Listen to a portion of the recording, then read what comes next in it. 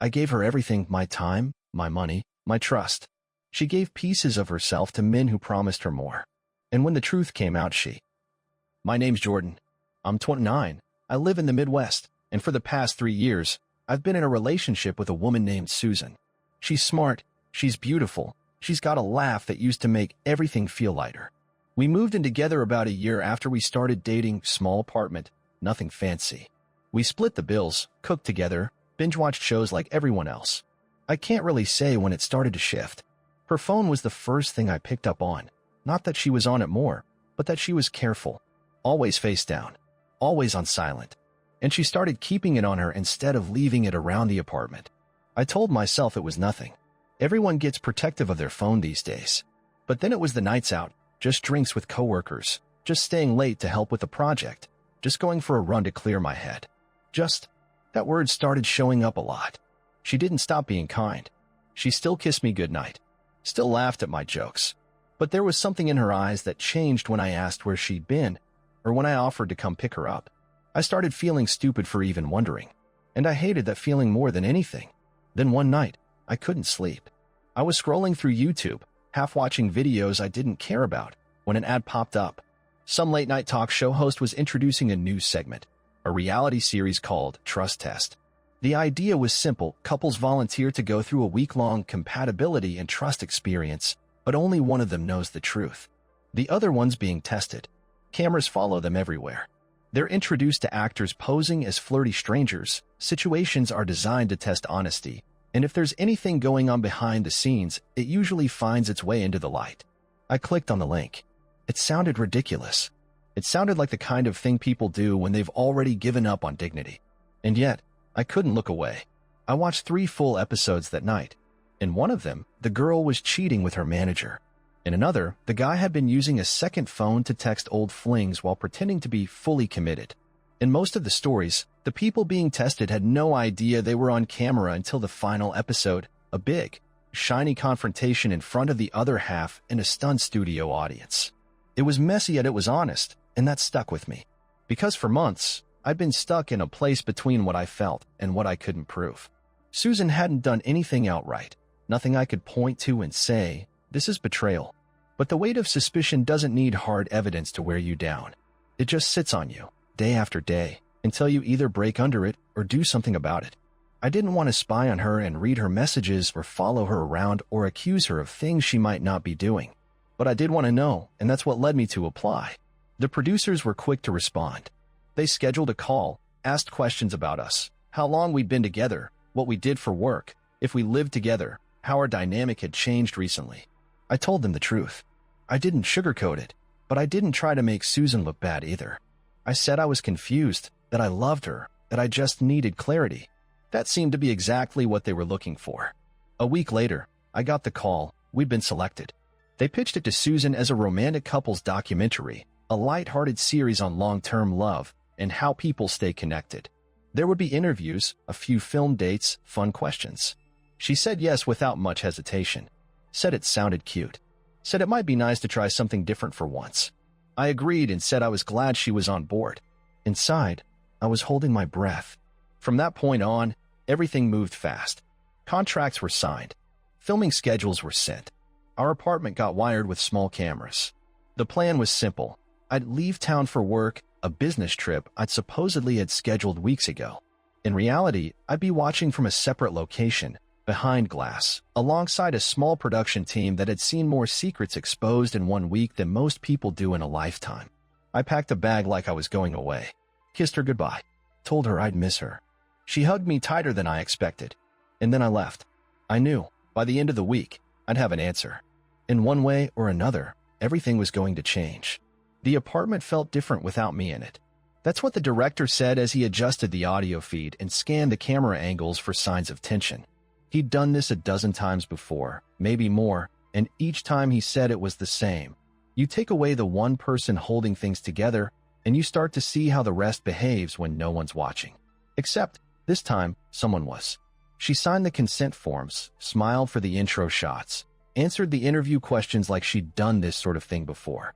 When asked what made her relationship with Jordan special, she laughed a little, looked down at her hands, and said, I think we trust each other more than most people.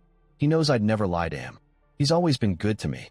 It was the kind of answer that would have looked sweet on camera if not for the way she paused between sentences.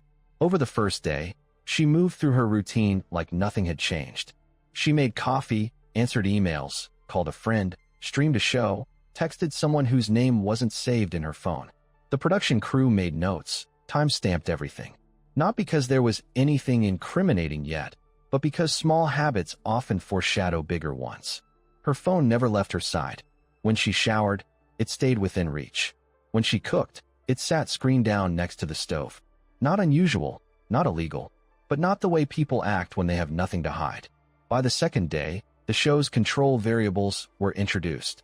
That's what they called the flirty actor, someone hired to play the role of an attractive, confident stranger who accidentally runs into the partner under observation. In this case, the man's name was Bryce. Tall, well-dressed, easy smile. His cover story, a tech entrepreneur from out of town, staying nearby, interested in possibly moving to the area. He bumped into Susan at the coffee shop she visited most mornings. Held the door, complimented her jacket, ordered the same drink. They chatted for 4 minutes. When she left, she looked back. Not for long, but long enough for Bryce to notice. Long enough for the producers to mark the interaction and note that she hadn't mentioned she had a boyfriend. Later that afternoon, she received a message on Instagram from a new account. "Hey, this might sound weird, but I think we were in line together this morning. Bryce, remember? Blue jacket? Let me know if that was you, or if I just embarrassed myself messaging a total stranger." She read it 3 times. Didn't answer immediately. Then, haha, yes, that was me. Small world. Bryce responded. "Not every day you meet someone interesting before caffeine. You live in the area?" She waited 11 minutes. Then answered, "Yeah, not far. You just visiting." The crew kept logging timestamps. Every exchange added to the growing file. To someone watching with no context, it looked like harmless curiosity. But within the framework of what the show was, within the context of trust, of testing boundaries, every word mattered. Every minute of unspoken truth said more than she realized. By the end of day 3, Susan had sent 6 messages to Bryce. Nothing explicit, nothing that could be printed and labeled evidence. But the tone had shifted. She asked what he did for work. She complimented his taste in music. She laughed at his jokes with long strings of emojis. Still no mention of Jordan. Back at the studio, the lead producer leaned forward and said, "I don't think this is her first time." Everyone in the room went quiet. Another producer opened her laptop, pulled up social media, and began digging. They had permission. It was part of the agreement. Background checks. But it wasn't social media that gave them the next clue. It was her calendar, connected to a public email, visible to a production assistant who had cross-referenced it for the filming schedule. There were appointments, at odd hours, labeled with just initials, or with vague titles like meeting or errands. No locations attached, but they repeated, weekly, same days, similar time windows. The assistant flagged them, passed them to the lead investigator on the team. And that's when the producers decided to escalate. They brought in Miles. Miles wasn't part of the regular crew. He wasn't a cameraman or editor. He was a private field consultant, the kind of person shows like this hired when the footage wasn't enough. He drove in that night, met with the team, reviewed the data, and set up outside Susan's apartment by sunrise. A clean car, a long lens, and a silent understanding that whatever he found wouldn't just shape the show. It would change someone's life. That afternoon, Susan left the house in a gray dress and heels. She looked excited. Miles followed her across town to a gated neighborhood. She entered code at the keypad, pulled in, and 30 minutes later, stepped out of a sleek black BMW parked in front of a private residence. A man opened the door. He was in his 50s, tanned, Rolex visible, gray at the temples, but clean cut. He smiled, placed a hand gently on her lower back, and guided her inside. Miles didn't move. He just took photos. For hours later, she left the house. Lipstick reapplied and the smile was gone. That evening, she told the production crew she'd spent the afternoon with her cousin, helping her pick furniture. The following day, she left again. Different outfit, different part of town, different man. Same routine and again the next day and the next. By the end of the 5th day, Miles had 5 separate logs.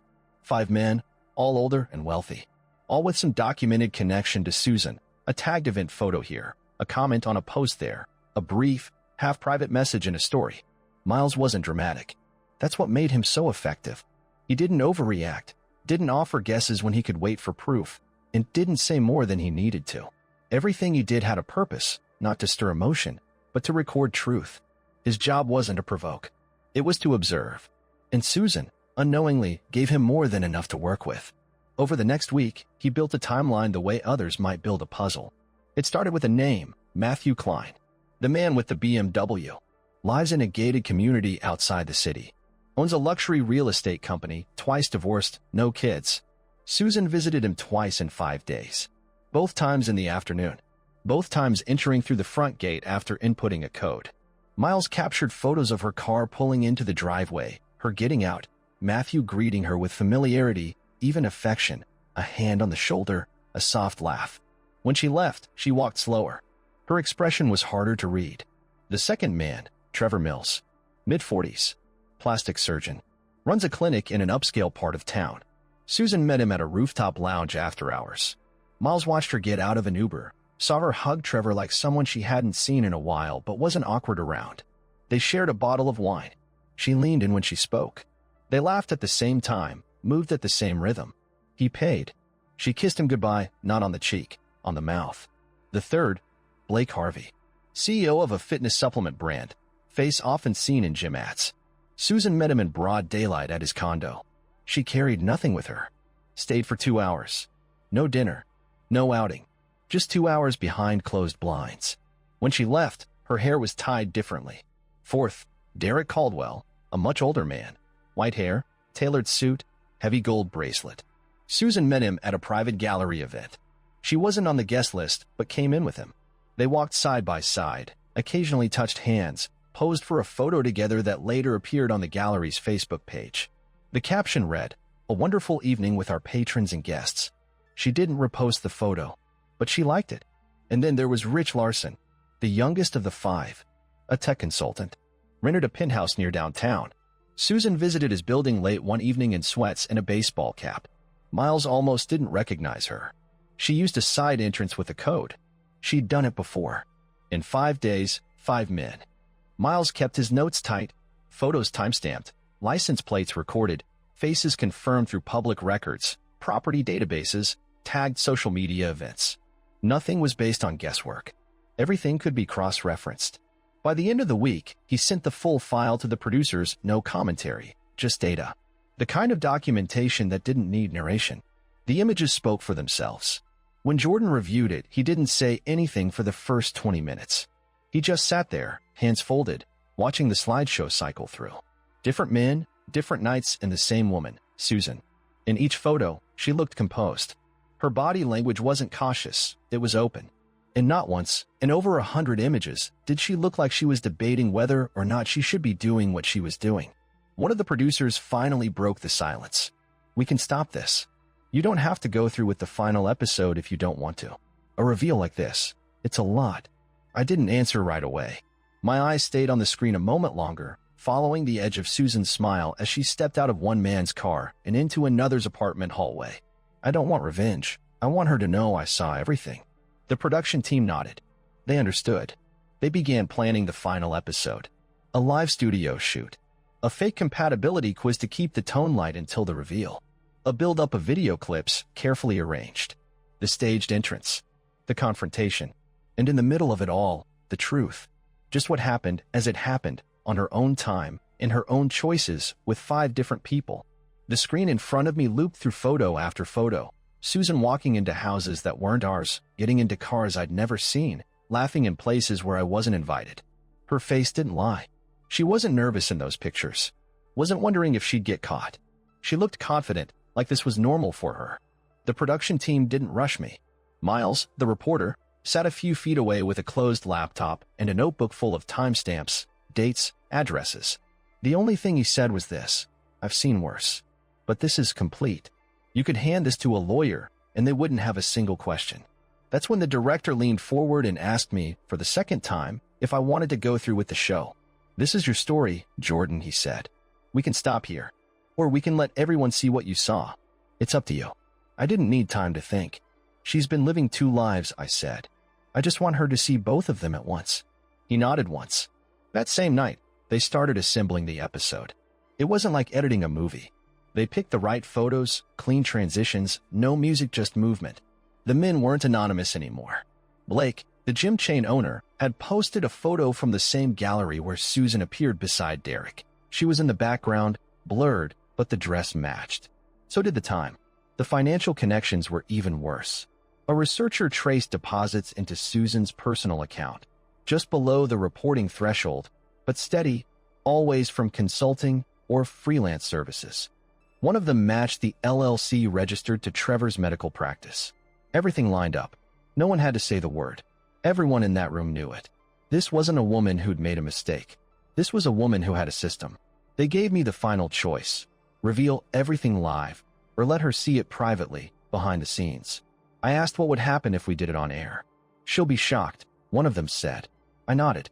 "Do it live." They began planning the set. It would look like a couple's quiz finale, part of the show's ongoing format. Bright lights, soft music, the usual tone. Other couples would be brought in to fill the space. All actors, all briefed. Susan would believe it was about wrapping the show, celebrating the strongest couples.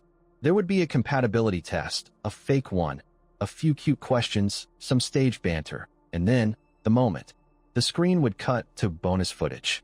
No introduction or voiceover, just her in them. The places, cars, homes. One by one, back to back, and I'd walk on stage. She wouldn't be able to laugh it off. Wouldn't be able to say it didn't happen. Not when a room full of people watched it with her. Not when the camera stayed on her face. For the next 2 days, I stayed close to the studio. I asked to see the raw cut of the reveal one more time. The clips were short. First, Susan stepping out of Matthew's house, smiling, adjusting her dress. Next, her entering the rooftop lounge with Trevor, hand brushing his as they sat close. Then, Blake's apartment door, where she entered with her own code. The gallery at late-night side entrance to Rich's building. A short pause. Then her interview from the beginning of the shoot. "I think we trust each other more than most people." That line would hit last. Then the stage lights and I came. Looking back, it's strange how many things only make sense after you already know the ending. At the time, they felt like small moments, normal even. I told myself not to overthink. Everyone says that's what ruins relationships. You overthink, you make problems where there are none. But the truth is, sometimes the problems are there, just hidden behind words you want to believe.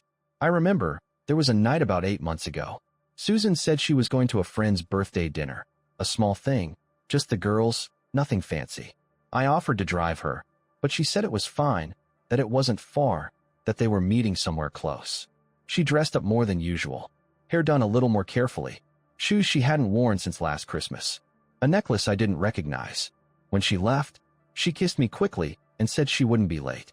Around 10, I texted her, just to check in, see how it was going. No answer. At 11, I tried calling. Straight to voicemail. She came home after midnight. Said her phone had died, that they'd ended up moving to a different bar, and she didn't realize the time. She looked tired, but she wasn't messy. She smiled, asked if I'd waited up. I said yeah. She laughed, kissed me on the cheek, and said, "I knew you'd still be awake." I let it go, because at the time, I wanted to believe her. There were other nights like that, not exactly the same. The time she came home with a pair of earrings she said were from a co-worker's boutique. I asked where the boutique was. She said it was a pop-up. I asked when. She said I wouldn't know the place. Then changed the subject. The time she got a ride from someone after work because her car wouldn't start. I asked who helped her. She said just a friend from the office. I asked if I'd met him. She said probably not. Then offered me leftovers. The time we were supposed to have dinner together, but she canceled last minute. Said she wasn't feeling well. That night, she posted a photo to her story, just a wine glass, a candle, and the edge of someone's plate. I asked who she ended up seeing. She said she didn't want to be alone and stopped by her friend Casey's place. But I remember hearing a male voice in the background when she called me earlier. I didn't ask about it. I told myself it didn't mean anything. That's the part one keep coming back to, not what she did, but how I talked myself out of seeing it. She didn't need to lie well. She just needed me to want the lie more than the truth. And I did, for a long time. Because I was in love with the version of her that laughed with me at 2 a.m. when the pizza delivery guy forgot the garlic sauce. with the version of her that curled up next to me on the couch and made up ridiculous backstories for the neighbors we could see from our window, with the version of her who remembered how I liked my coffee and held my hand when I talked about the future like it was something we were building together. But looking back now, really looking, I can see when she started slipping away. She'd sit with me, but be somewhere else. Smile, but only with her mouth. Kiss me, but in a way that didn't linger. And I ignored it, because I thought that's what love meant, holding on even when the other person starts loosening their grip. But love isn't about holding tighter. It's about noticing when you're the only one doing the holding at all. That's what this whole process has taught me. Watching her from that screen, hearing her laugh with other men, seeing how easily she moved through lives that had nothing to do with me. It didn't feel like betrayal in the dramatic way people describe in books. It felt like watching someone you thought you knew speak a language you never learned. Familiar face, but foreign words. And the worst part? She was good at it. Not in the manipulative, mastermind kind of way. One day they called it the finale, and on the surface, it looked like any other wrap-up episode for a relationship show. The producers wanted it to feel natural, almost celebratory, like couples were simply reflecting on a shared journey. Susan arrived wearing a dark green dress and soft makeup, the kind of look she reserved for things she thought mattered. She smiled when she walked in, smiled when the crew offered her water, smiled when the assistant mic'd her up and made small talk. If she was nervous, it didn't show. She didn't know what was coming. From where I waited, just behind the side stage curtain, I could see everything through a monitor. She was already seated, her posture straight, her hands folded in her lap. She looked confident, like someone who believed they were walking into the last scene of a job well done. They gave me a small earpiece, muted for now. A cue light above the curtain would flash when it was time for me to walk out. Until then, I listened to the host begin the segment.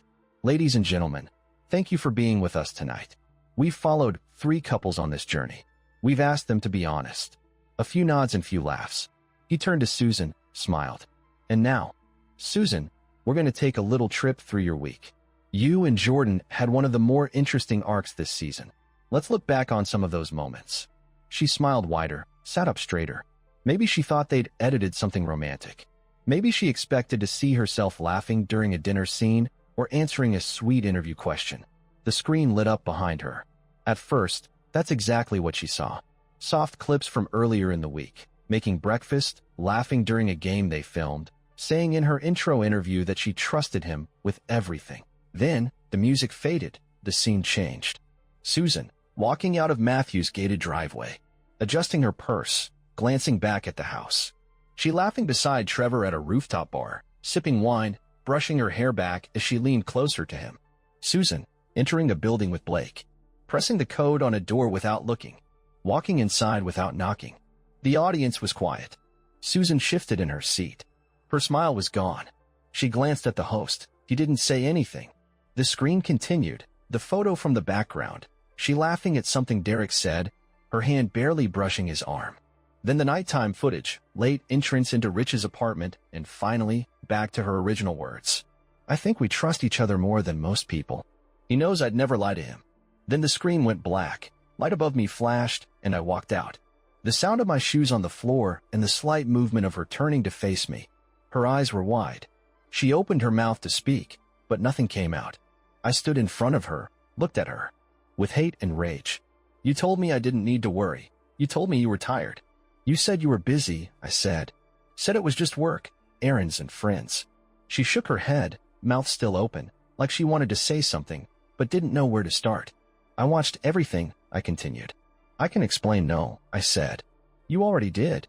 She turned slightly, as if trying to gauge how many people were watching. She blinked fast, as if she thought she might wake up.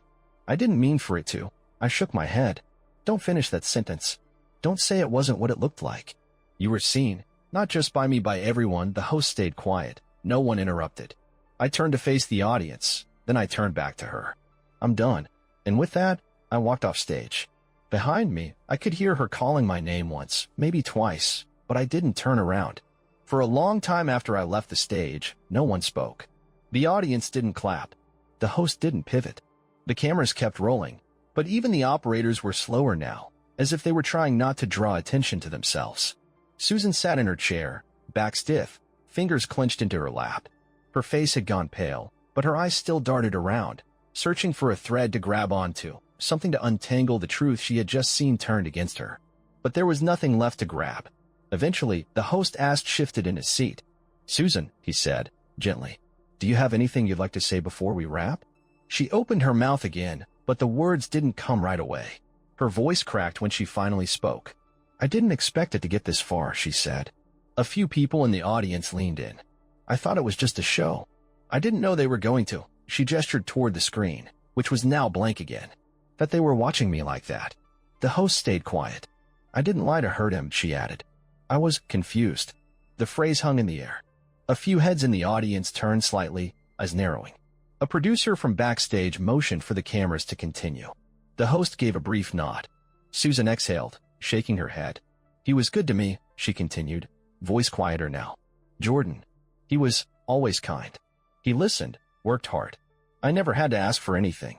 She paused, blinked, and for the first time her face changed, not into guilt, more like realization. "I don't know when I started feeling like that wasn't enough." Someone in the front row shifted in their seat. Susan looked toward the edge of the stage, maybe hoping I would come back. Maybe thinking she could fix something with just a look, just a tear, just a sentence. But I didn't return. She was alone now, not just on the stage, but in her truth. The host tried to close the segment with a line, something about lessons and consequences, but the words sounded awkward, misplaced. This wasn't a moment that needed summarizing. It had already said everything. After the camera stopped, Susan stayed seated. The rest of the crew moved quietly, giving her space but not pretending they hadn't seen what they saw.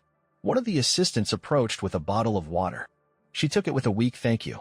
Outside the studio, I stood by the back entrance, away from the cast, away from the stage crew. She came out almost 20 minutes later. She saw me, slowed, then walked over, careful, unsure, like she didn't know who I was anymore. I let her speak first. "You didn't have to do it like that." I looked at her, coldly and honestly. "I didn't have to. You're right. But you deserve to see it the way I did." Her eyes were wet, she cried. "I didn't think I mattered to you like that," she said, her voice uneven. "I mean, not like." I raised a hand slightly to stop it before it spiraled. She lowered her gaze. "I didn't mean to lose you." "You did it," I said. We stood there for a moment longer. She looked like she wanted to say something else, something final. Maybe an apology.